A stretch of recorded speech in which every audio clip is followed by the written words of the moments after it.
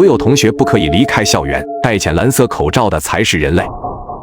我们用最快的速度跑到了学校操场，操场上早就排起了长队，从左往右数，有4个核酸点，前3个核酸点都排满了人，只有最后一个核酸点孤零零的。最后一个核酸点的工作人员是一个头发很长的女人，她低垂着头，看不见脸，给人一种非常阴沉不好的感觉。大家都不约而同的没有去第4个核酸点。我数了数人数，发现中间2个核酸点队伍都排满20人了，只剩下第1个刚好有3个位置空出。小美说：“我们去排队吧。”这时我迟疑的开口道：“怎么样才算是最后一个核酸点呢？如果从左往右数，最右边的就是最后一个，但如果顺序是从右往左呢？那么第4个核酸点就会变成第1个。”核酸排队时间只剩下了半分钟，我们必须做出决定，是第1个还是第4个？宋妍和小美都把求助的目光投向我，我后背绷得很紧。20秒，15秒，突然天空闪过一道惊雷，此时操场上的路灯似乎突然出现了问题，一瞬间操场陷入了黑暗，周围响起了短促的尖叫声。终于我发现了异样，操场上的光线很快就恢复了正常。第4个，我大吼一声往第4个核酸点跑去，宋妍和小美紧跟着我，其他学生都用惊讶的目光看着我们。不是说了不要去第4个核酸点吗？第1个队伍还有空的位置啊，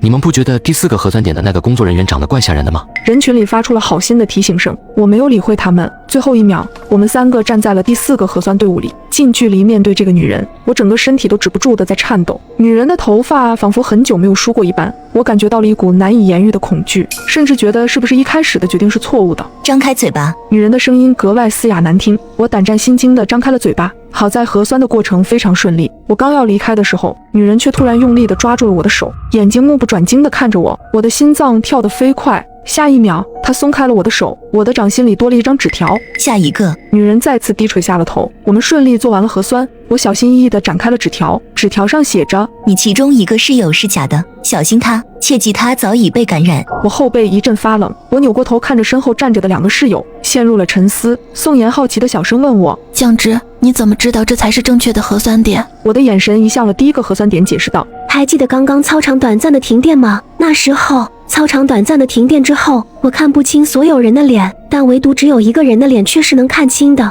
第1个核酸点的工作人员的脸是微微发亮的，这根本不可能是正常的人类。听完我的话，宋妍一脸恐惧道：那这些排错队伍的人……这时异变发生了，第1个核酸点做完核酸的一个男生突然涨红着脸，捂住了自己的喉咙，发出了嗤嗤的声音。下一刻，他发出撕心裂肺的呕吐声，吐出的呕吐物里全是密密麻麻蠕动的黏腻的虫子。好痒，好痒啊！男生使劲地抓挠自己的皮肤，我头皮发麻到了极点，他显然痛苦到了极点。这骇人的一幕让很多人发出尖叫声，但很快又有人痛苦地开始抓挠自己的脸。他们的症状和死去的男生一模一样，其中一个症状轻微一点的男生愤怒地冲到了工作人员的面前：你刚刚给我们做核酸的时候，对我们做了什么？但他很快便发现了不对劲的地方，那些一根根医用棉签上竟然攀附着无数颗像是虫卵一般的颗粒。此刻的操场宛如地狱，排在第1个核酸点的学生全部死亡。所有人都清晰地认识到了一个事实：违反规则的下场极其恐怖。这时广播里班长的声音再次响起：本次核酸筛查结束，感谢同学们配合，现在请同学们回到自己的寝室，